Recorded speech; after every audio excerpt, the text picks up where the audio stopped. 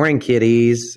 For your work today, I want you to talk to me here a second, and then make sure your paper from yesterday is finished. Ionic covalent bonds. I'll show you a bunch of that just to make you feel more comfortable.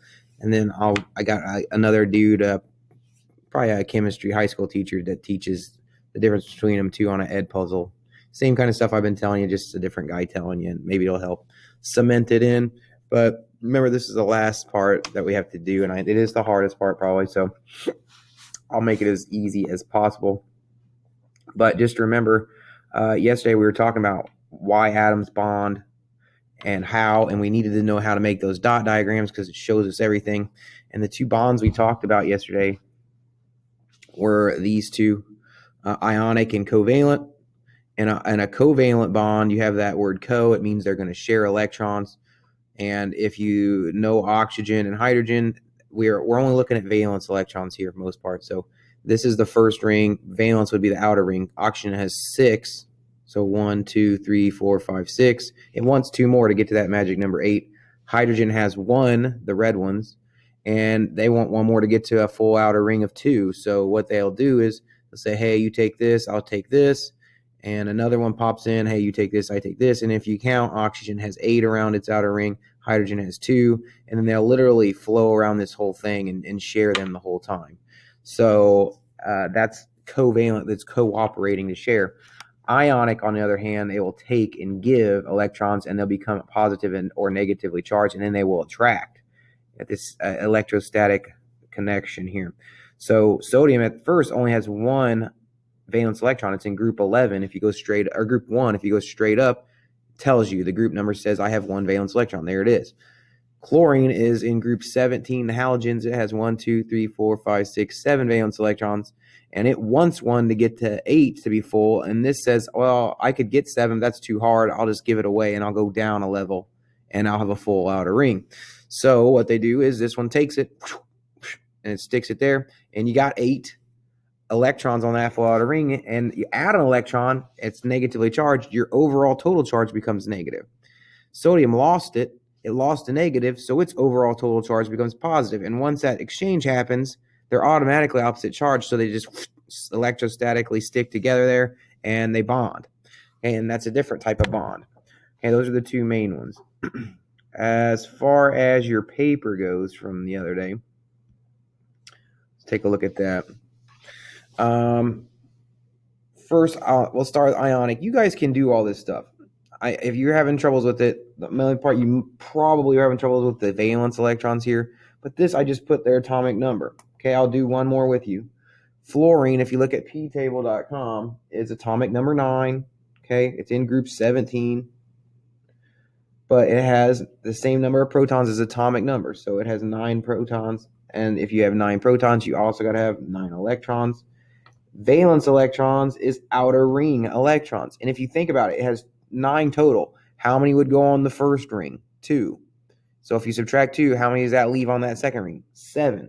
Okay, you could also say I'm in group 17. You go straight up, group 17, drop the 1. How many valence electrons does it have? 7.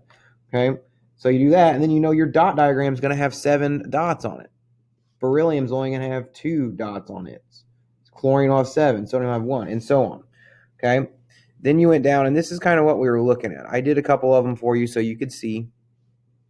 Okay, it wanted you to list the elements, so sodium and chlorine, and tell me what happens to the electron here. It's going to take this sodium, pop, and put it in there, and to make chlorine have 8, and sodium would have none on the outer ring. So it would go down to that lower level and be full. But that makes sodium positive and chlorine negative. They stick together, and this element is sodium chloride. That's salt. Okay. But then it gets a little bit trickier. Okay, so magnesium and iodine are Mg and I. Okay, and if you drew your dot diagram, magnesium is number 12. It's in group 2, so it has 2 valence electrons, 1, 2. Iodine is a halogen. It has 7 valence electrons, group 17. Okay, and I drew those. So if you say, well, I'm going to put one of those there, but what do I do with this one? That's because you need another one. Okay, so you would have another iodine, and then that electron would be given away there. So magnesium gave away not one, but two of its valence electrons to get down to that lower level. So if you write that, that means we got rid of one negative, we got rid of two negatives. Magnesium is actually +2 total. And there were two iodines, so one was negative, and you see one negative, and two positives, that's neutral. Okay, just like math, basic math. So when you write that, you write MgI2, and that would be the formula for that. Okay, sodium and oxygen, same thing. Okay, sodium has one valence electron, it's in group 1. Oxygen has 7 valence electrons, it's in group 17, or 6, I'm sorry, it's in the oxygen group, it has 6. So that means I have 2 open spots to get to 8. So what you do, you put that 1, sodium gives 1 there, but you have another blank, so we need another one. We don't need another big one this time, we need another little one. So we needed another sodium, and it would give it right there, get it taken away. So that's 2 positive sodium atoms. Okay, they each lost an electron. That big old oxygen gained 2 electrons, so it's 2 negative. So if you look, 1 positive, 2 negatives, that's neutral. Na2O is how you would write that, because there's 2 sodiums and an oxygen. So try that with these last 2. Okay, hopefully it'll help you be able to figure it out. You should be able to do 2 of those if you haven't gotten them yet already. And let's flick to the covalent side. Covalent side, same deal. You could do this stuff. We've been doing it all the time. Atomic number 6 for carbon, atomic number 1 for hydrogen, atomic number 17 for chlorine. So if we know the atomic number, we know protons and electrons, all the same.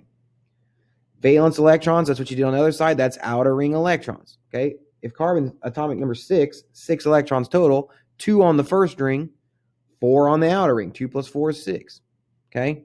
Next, this is the only thing that's different. It says, how many electrons do we need to fill our outer shell? If it has 4 on the outer shell, it wants 4 more to get to 8. Okay, hydrogen, it only has 1 electron in 1 ring. So how many electrons does it want? It only wants 1 because the first ring only holds 2. Okay, chlorine's bigger than hydrogen and bigger than carbon. It's atomic number 17. It has 7 valence electrons, 2 on the first ring, 8 on the second ring, 7 on the third ring. That equals 17. But it has 7. It wants to get to that magic number 8. It only wants to get 1 more to get to 8. Okay, so that's kind of how you do all these. Then we go down here. This one's got a lot more to do, but it's not hard. Okay, we got hydrogen and hydrogen. So if we wrote those up, hydrogen, comma, draw Lewis dot diagram for each one. So hydrogen has 1 valence electron. Up here we look 1, so you went dot dot. Then rewrite it so it shows how they would share it. So if I rewrite it, they would share right there. You can see 2 for outer ring, it's full. They would go around and bond, and they would share those 2 here. And then when you write it, it's H2. Okay. Chlorine and chlorine, same deal here. Okay. There's 2 of each of them. Each one has 7 valence electrons. So we draw it. We would have 1 opening. And imagine rotating those. Maybe we rotated this one around, and that electron would stick in there. And then you rewrite it, and you have all 8. Like if I look here, there's 8. There's 8. So when I write the circle, that's Cl-Cl, and that's chlorine 2. Skip down here to one of these other funky ones. How about this one? Nitrogen and hydrogen. When you write them out, you got 1 nitrogen, 1 hydrogen. If I do the dot diagrams, hydrogen has 1 valence electron, nitrogen has 5. So when you draw your dot diagram, you can already see here, this dot, I'm going to have 3 openings. So when I did it, I would draw my nitrogen with 5, but I plugged in not 1, not 2, but 3 hydrogens in there. And I see now I have 8 here sharing that, being shared, and 2 that this wants to get to a full outer ring.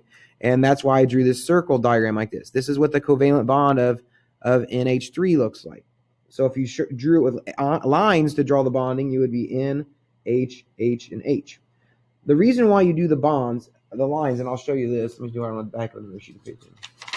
Is sometimes you'll get an atom like we said, oxygen exists in pairs in that nature. Oxygen is in group 16. So if we want to find out how many valence electrons it has, we just drop the 1, and it has 6. So I would have to draw oxygen and oxygen and do 6 valence electrons. 1, 2, 3, 4, 5, 6. 1, 2, 3, 4, 5, 6. So if I look at this, I got 1, 2, 3, 4 holes, but I only have 2 to share. So if you rotate these and plug it in, okay, this one's going to look funny to you. You got 1, 2, 3, 4, 5, 6, and this oxygen 1, 2, 3, 4, 5, 6. Those will plug in right here. So this is actually, when you write this, you write 2 lines because it's sharing these. I need a different color pen, baby. This calls for a different color pen. How about this? This is sharing these and these. Okay, so that's like a double bond. But if you count 2, 4, 6, 8, boom, they all zoom around. 2, 4, 6, 2, 4, 6, 8 on this one, boom, they all go around. So that one's written O2. So sometimes you'll find something with 3 lines in it. Okay, that means they're sharing 3 electrons, 3 bonds. Okay, so that's why I asked for lines. But that's next year chemistry. That's higher level. See if you can finish that one. See if you can finish these and get this all done. Okay, hopefully that helps you. Let me go back here. What I'm going to have you guys watch, I'm going to attach it in a second. Why can't I see my beautiful face? There it is. Okay, this Ed puzzle, bonding and ionic and covalent, I'm going to attach that. You watch that. Make sure your paper's all done, and that's it. I will get on to check you attendance for a minute, but I'm in as meetings all day doing curriculum development, so I'll probably just check real quick, and if you come on later, I'll leave it on, but I probably won't talk. I don't know. We'll figure it out. All right. Hope you have a great day. I'll see you Thursday and Friday. Bye.